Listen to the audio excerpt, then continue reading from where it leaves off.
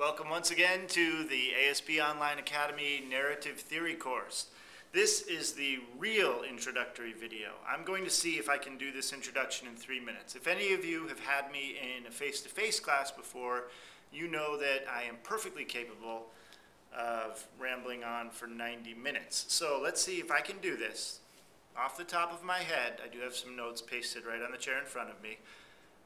In 3 minutes, not counting the speaking I've done already. First of all, they say that on an online course, it's nice to get to know your instructor, so here I am, your instructor.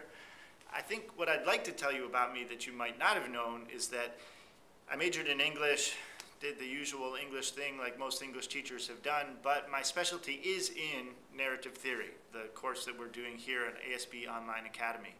But first of all, what is narrative theory? We're going to talk about that this week.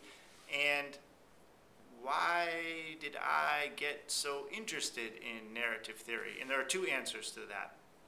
First of all, every year, at the beginning of the year, I ask my students why study literature. And the answers range from we get to step inside someone else's shoes, to we learn about the world around us, to we engage with important issues and themes, and we understand literature as an art. And these are very satisfying answers. But as I started to read more and more, I started to realize that I didn't necessarily just want to read another novel to find out what it means. But that's why I enjoy reading novels, that I do get transported to other places as I read, but I really wanted to consider how novels work.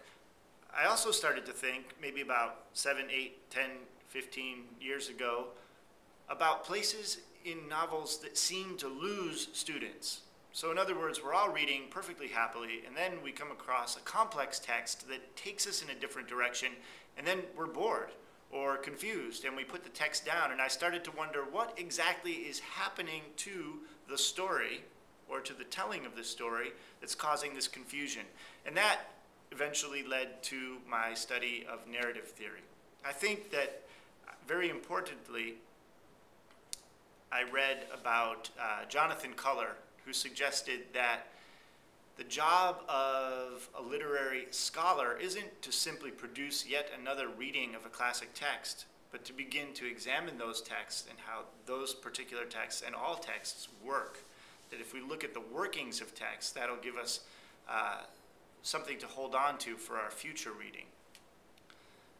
I think the other aspect that excites me about narrative is the realization I had as we're teaching English that narrative is pretty central to our lives. And this is something you'll be reading about this week. But mankind has been telling stories since our beginnings, living in caves, painting on cave walls, telling stories about our hunt. Rituals that we had around the fire were about storytelling, about sharing something that we've experienced with someone else. I think that we're built to tell stories and to read stories. If you've ever been to a movie by yourself, it's a lonely, lonely, terrible thing. Don't ever do it if you don't have to. But I've been to a movie by myself. I've been out to dinner by myself.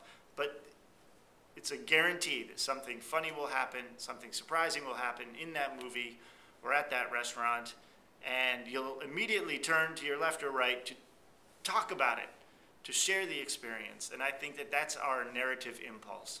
I think anytime someone says to us, what did you do last weekend? Or someone says to us, hi, nice to meet you. Who are you? What do you do?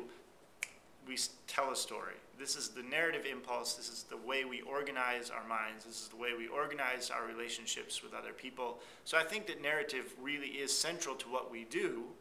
And I think narrative theory, the study of how narrative works, leads us to maybe a more nuanced understanding of not only stories in a literary context, but the stories that we tell about ourselves. So I hope you enjoy this first week when we'll try to define narrative and look a little bit more closely at its centrality.